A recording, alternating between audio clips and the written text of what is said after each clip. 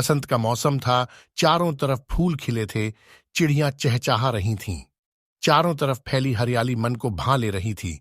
हवाएं मंद मंद मुस्कुराते हुए बह रही थीं। ऐसे मन को भाव विभोर कर देने वाले माहौल में टामी कौवा बड़े ही शान से अपने पंखों को हल्के हल्के लहराता हुआ उड़ा चला जा रहा था। अचानक उसकी नजर पास के आम वाले पेड़ पर पड़ी और वह खुश हो उठा।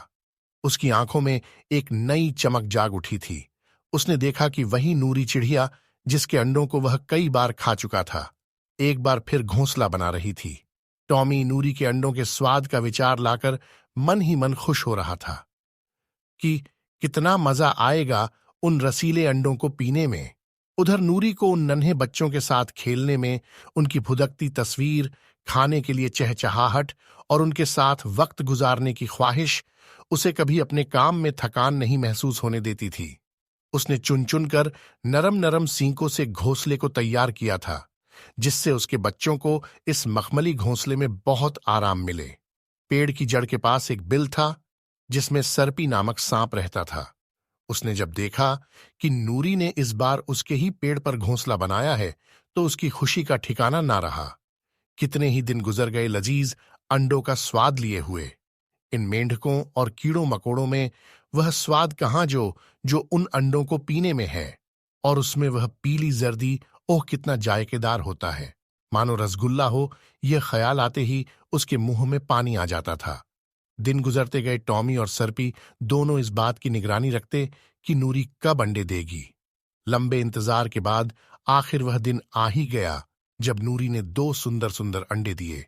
कितने खूबसूरत हैं ये अंडे, बिल्कुल सफेद, और उसमें कुछ छोटी छोटी बिंदियां, मानो आसमान में तारे नजर आ रहे हो। नूरी का मन इन खूबसूरत अंडों को देखकर खिल उठा। उसने इन्हें अपने धड़ के नीचे और दोनों पंखों के नीचे छुपा लिया और गर्म करने लगी। उधर टामी और सर्पी को बस यही इंतजार था कि कब नूरी दाने चुगने जाए और वे उसके अंडों को छट कर जाएं। नूरी एक दिन भूखी ही रही, लेकिन अंडों को छोड़कर जाने की हिम्मत नहीं जुटा पाई। कितनी ही बार ऐसा हुआ है कि जब वह दाना चुगकर लौटती तो उसके घोंसले में अंडे नहीं थे। इस विचार को मन में लाकर कि कहीं कोई उसके अंडों को ना खा जाए, वह कांप उठती थी। एक दिन भूखे रहने के बाद नूरी को अब भूख बर्दाश्त नहीं हो रही थी। उसका मन उसे अंडे छोड़कर जाने से मना करता, परंतु पेट की तड़प ने उसे जाने पर मजबूर कर दिया। उसने अंडों को ईश्वर के सहारे छोड़ा और दाना चुगने चली गई। टामी और सर्पी जो इसी ताक में बैठे थे कि कब नूरी जाए और वे उसके अंडों को छट कर जाएं। टामी उड़ता हुआ डाली पर आ बैठा और सर्पी भी सरसराता हुआ पेड़ पर चढ़ा चला आ रहा था।